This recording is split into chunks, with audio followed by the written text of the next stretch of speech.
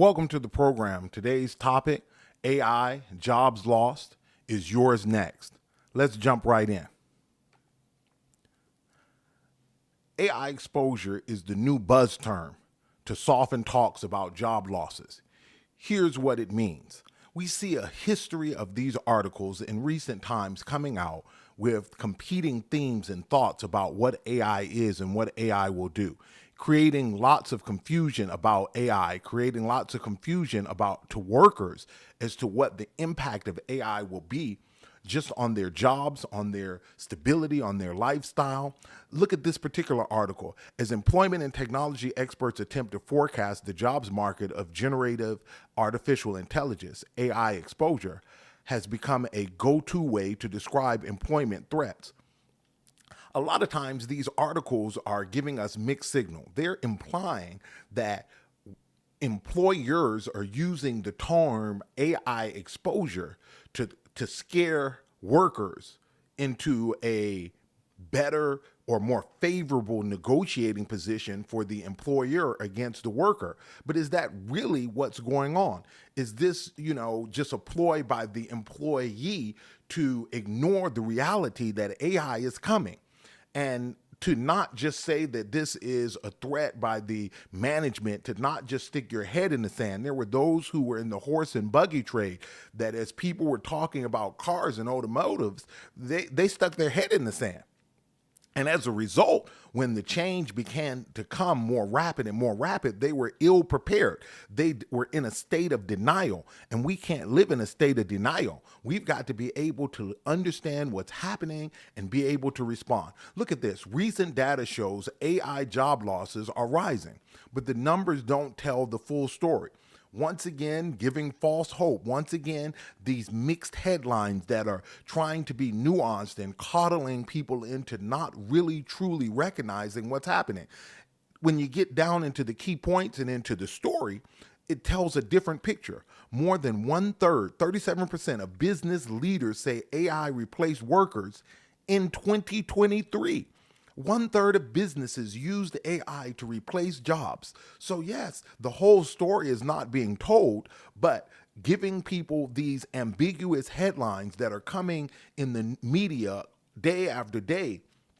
It may be this, it may be that, but workers need jobs, and they need to have a clear understanding that a tidal wave, a tsunami is coming for the workforce, a tsunami of job losses, but on the other hand, job creation. But are you going to be one of those who are able to attain the jobs that will be created by AI? Most people will not. Look at this headline by Harvard Business Review.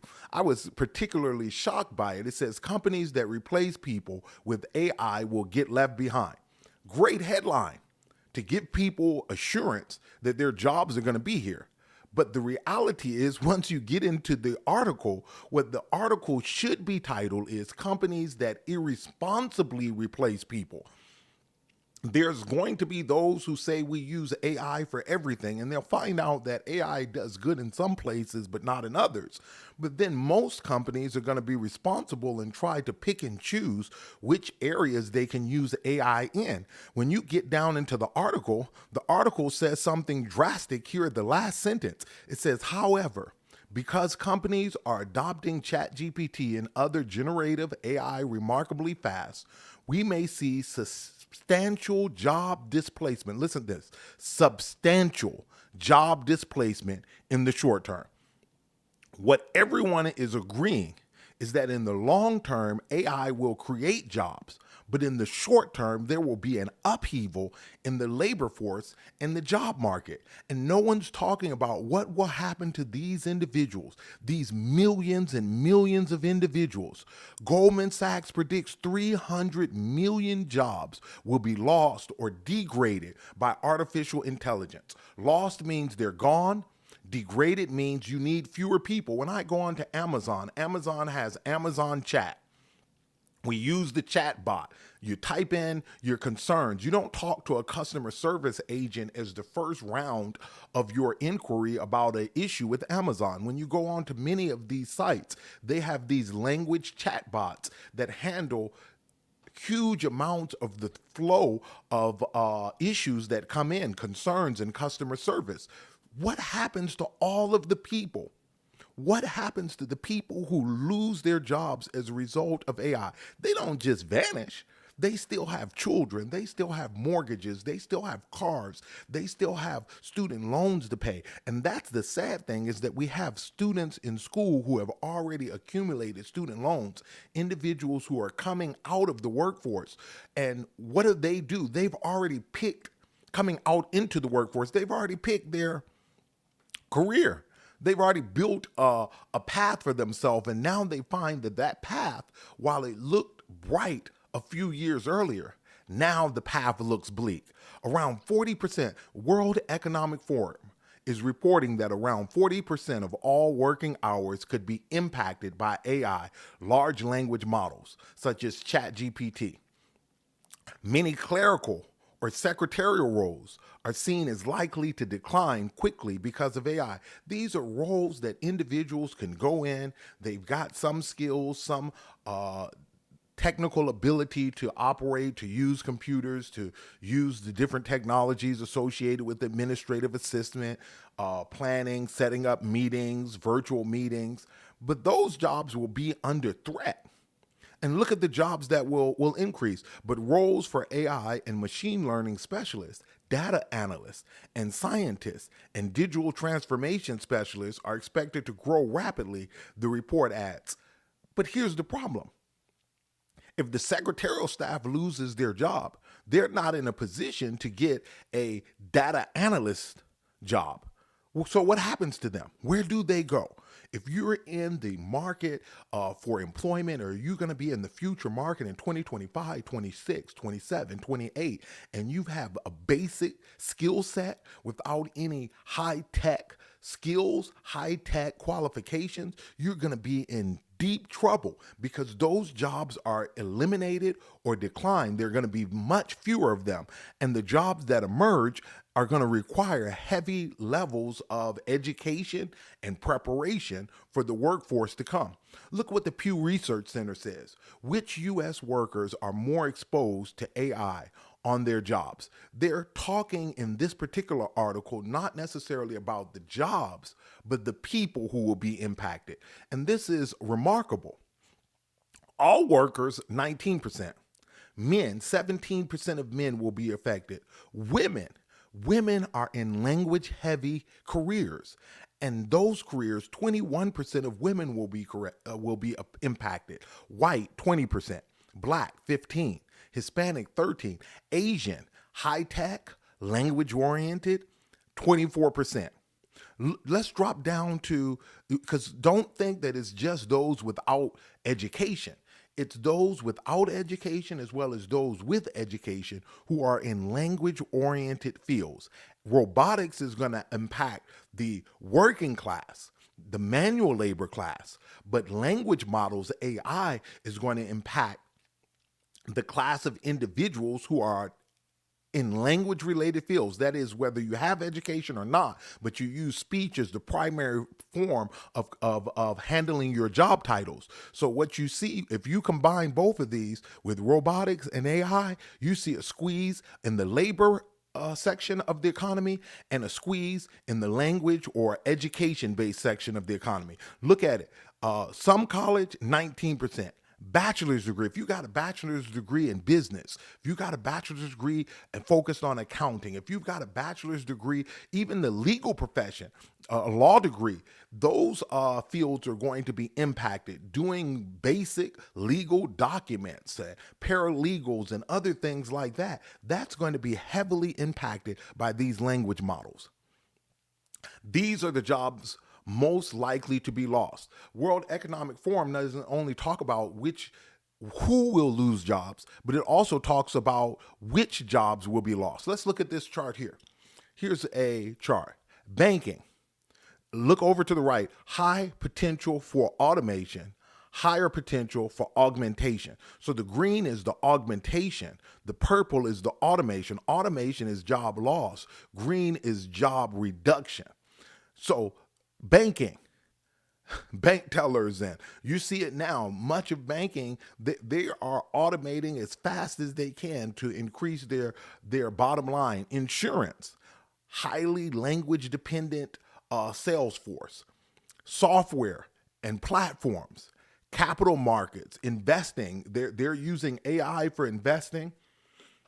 AIs don't get sick, they don't take days off. AIs don't make mistakes with the numbers. Energy, communications and media, retail, industry average is right here, 31%. Look at this: health, 28%, public service, 30%, aerospace and defense, 26%, automotive industry. AI will impact the automotive industry. That was a shocker to me. But look at all of the green from augmentation. When you add up like banking, it's 54% of job loss, but it's another 12% on top of that. When you add that up, that's 66% of the jobs in that one area that will be impacted. 66%. If you're in the banking industry right now, alarm bells ought to be going off. Look at the insurance industry. You're looking at 48 plus 14. That's 48 plus 14. That's 62%. 62% of job losses right there. I mean, it is astounding. 36 plus 21, 57% in software. We're seeing capital markets, 54%. This is astounding. Astounding what's going to happen in the job market as time progresses. High tech, travel, utilities, life sciences, industrial. Look at the numbers. All of these industries are being impacted by 25% or more. And then when you add the 8%, 6% that will be augmented, those are jobs that will be greatly reduced. You don't need the same number that you once had. But what does that mean? If you're in college, if you're going to college, if you're someone who just came out of college, you've already picked your career, but you're not fully engaged in the career, is there time to pivot? Is there time for you to change the direction that you're going so that you can be a part of the emerging economy, not a part of the economy that's going away? So let's look at what the World Economic Forum has to say about the job landscape. This is not 2030. This is not 2035. This is 2025.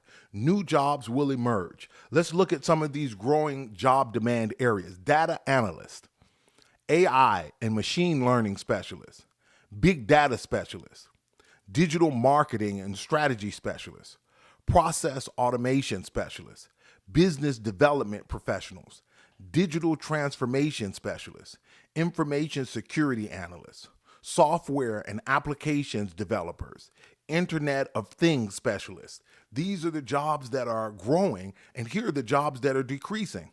Data entry clerks, administrative and executive secretaries, accounting, bookkeeping, and payroll clerks, accountants and auditors, assembly and factory workers, business services and administrative managers, client information and customer service workers, general and operations managers, mechanics and machinery repairers, material recording and stock keeping clerks.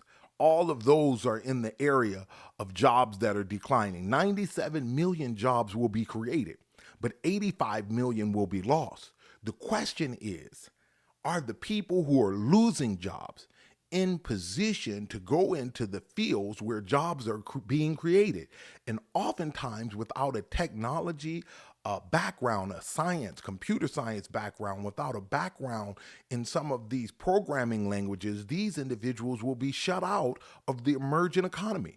They will have to pivot. If you're in school now, or if you're in high school now, this is the time to make good decisions about where you want to go. But if you're already in the workforce, you've already got a 4-year degree plus a graduate degree, and you find yourself under underwater when it comes to your mortgage, your car, you've got debt, you've got other things. If you're younger, you've got to be able to pivot because things are not going to get better. AI is coming, it's here now. Robotics is going to impact, and the two of those together is going to make the market tight. You've got to be clear headed. You can't be confused about what's coming because what's coming is already here. This is the tip of the iceberg. We're only seeing the tip of what's coming, but what's coming is going to be far more destructive to the job economy. Yes, more will be created, but I am under the impression that many of the people who lose their jobs will not be in position to gain the jobs that are coming. We've got to think smart, we've got to act smart,